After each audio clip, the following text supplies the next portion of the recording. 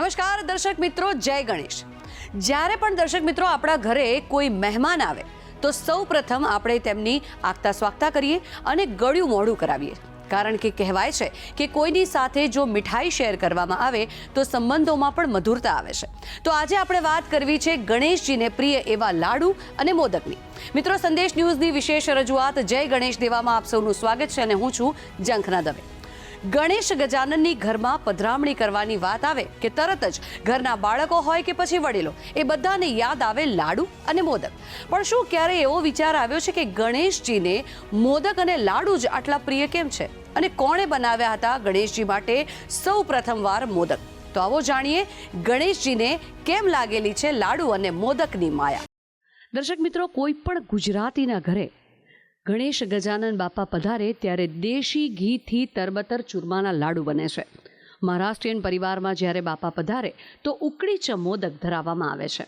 અને જો તમે આંધ્રપ્રદેશ કે સાઉથમાં જાઓ તો આ લાડુને તમિલમાં કોઝકટ્ટાઈ, કન્નડમાં કુડુબુ અને તેલુગુમાં કુડુમ કહેવામાં આવે છે। સાઉથમાં મુખ્યત્વે ચોખા, નાચણી અને ટોપરામાંથી લાડુ બનાવવામાં આવે છે અને દાદાને ભોગ ધરાવવામાં આવે છે।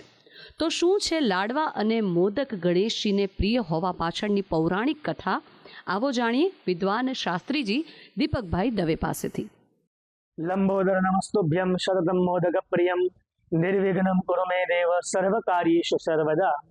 જય ગણેશ।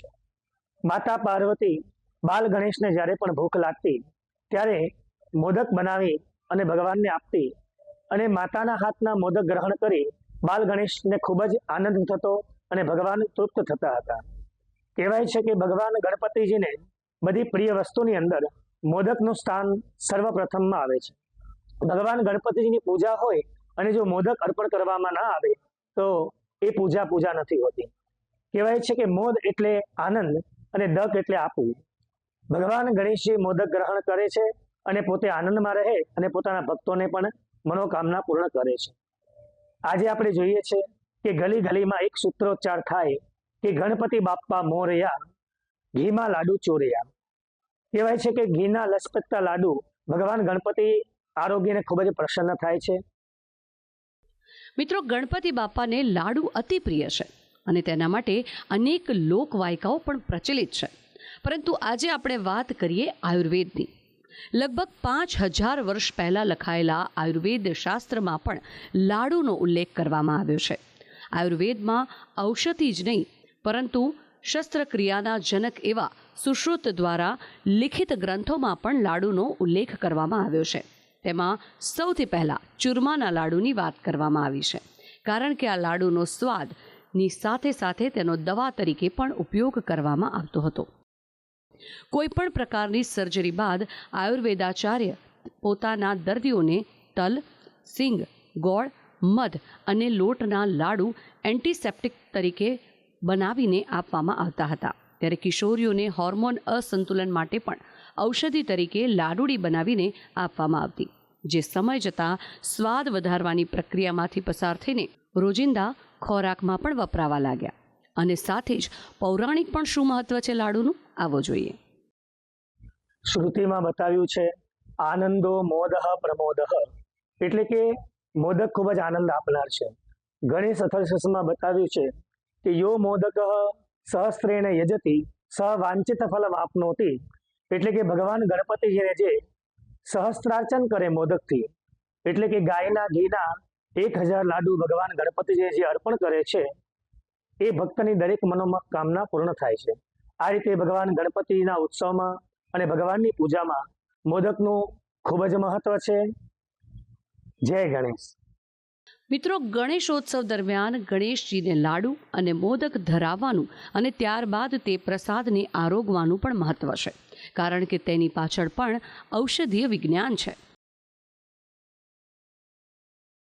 વર્ષા ઋતુમાં ખેતરમાં વાવેલા બી આપમેળે ઉગી રહ્યા હોય અને કોઈ મહેનત મજૂરીનું કામ ન હોય, મહેનત ઓછી અને રોગ વધુ હોય, આવા સમયે તે રોગને નાથવા માટે વ્રત અને તપનો પણ આગ્રહ રખાય છે, કારણ કે આમ કરીને શરીરને શુદ્ધ કરવાની પ્રક્રિયા થાય છે। તપ કરેલું શરીર ફરી વખત બળવાન બને તે માટે ગળી એટલે કે મીઠી વસ્તુઓને આરોગવાનું પણ કહેવામાં આવે છે.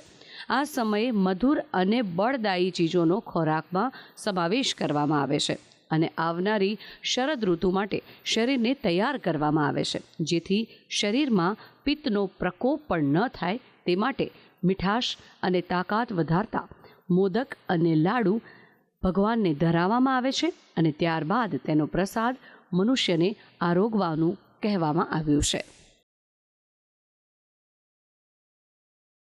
તો દર્શક મિત્રો, આમ તો બજારમાં ઘણી બધી મીઠાઈઓ, કૂકીઝ અને ચોકલેટ્સ પણ ઉપલબ્ધ છે, જે લોકો તેમની મીઠી તૃષ્ણાને દૂર કરવા માટે આરોગતા પણ હોય છે.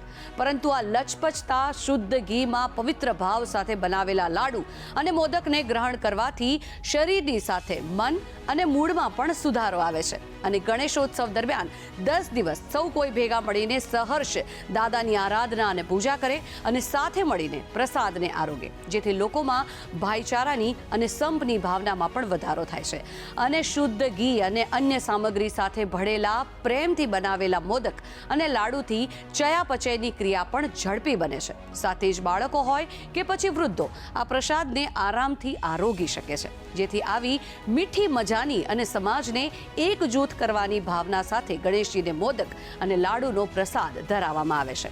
તો મિત્રો, કાલે વાત કરીશું કે ગણેશા શા માટે કહેવાયા છે એક દંત અને માણીશું ગણેશજીના એક દંત સ્વરૂપની પૌરાણિક અને સાંસારિક માહિતી. હાલ મને આપશો રજા.